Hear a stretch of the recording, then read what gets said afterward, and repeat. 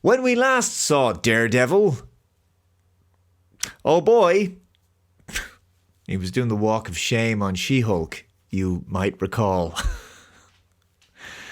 Yeah, well, the mighty had certainly fallen at that point. But Daredevil is back, and it's a return to the 2015 show. So it's a follow-up, a sequel series, as you know, Daredevil Born Again. Charlie Cox is back as Matt Murdock.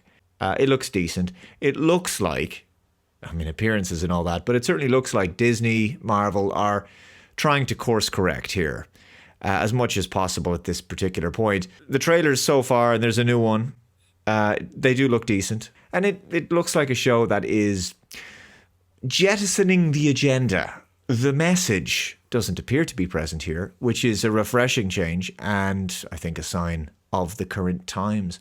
I think also that this show, in my opinion, feels like an appropriate answer at this particular moment to DC's The Penguin series. You know, a gritty urban crime drama, albeit Daredevil is very much a quintessential superhero vigilante, a darker one for sure.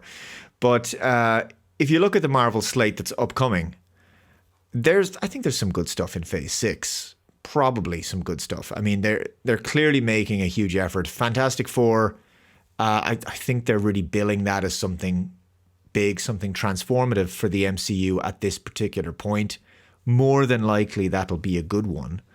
They've worked very hard on it. So, and then you've Avengers Doomsday. You've got a new Spider-Man movie. That's a Tom Holland Spider-Man movie. And then you've got Secret Wars, which, between Avengers Doomsday and Secret Wars, that's your, Infinity Wars, Endgame type big, the two big tent poles of the new phase. And then there's the TV series. There's going to be a show called Eyes of Wakanda. Yeah, that one doesn't speak to me quite so much. I mean, it kind of sounds like one of those shows that's been in the pipeline and greenlit a while back, There's also a new Black Panther movie coming out at some stage. And then, of course, Ironheart as well, which Ironheart is a spin-off of the most recent Black Panther movie, Wakanda Forever. Yeah, mind you, that's still a Phase 5 TV series that's coming up next. That was probably in production before the message got dialed back. But it looks like there's potentially more good ahead for the MCU. So, I'm cautiously optimistic. I think there's room to be somewhat positive. But this Daredevil show is looking very much like the first MCU TV series in a while that is genuinely trying to be true to what it's really supposed to be.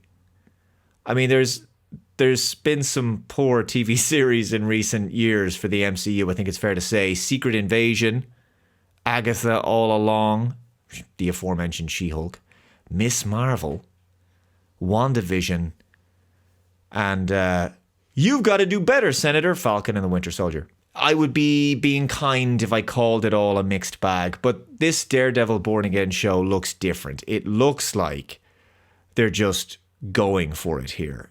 It looks like a serious attempt at doing a proper, respectful, true to the source material, comic book TV series. And it's been received quite well thus far. Audience reactions on social media, comments to the trailers have been positive. Let's see how it goes. It looks like something that can turn things around. What do you guys think of how this show looks? And are you looking forward to this Daredevil Born Again show?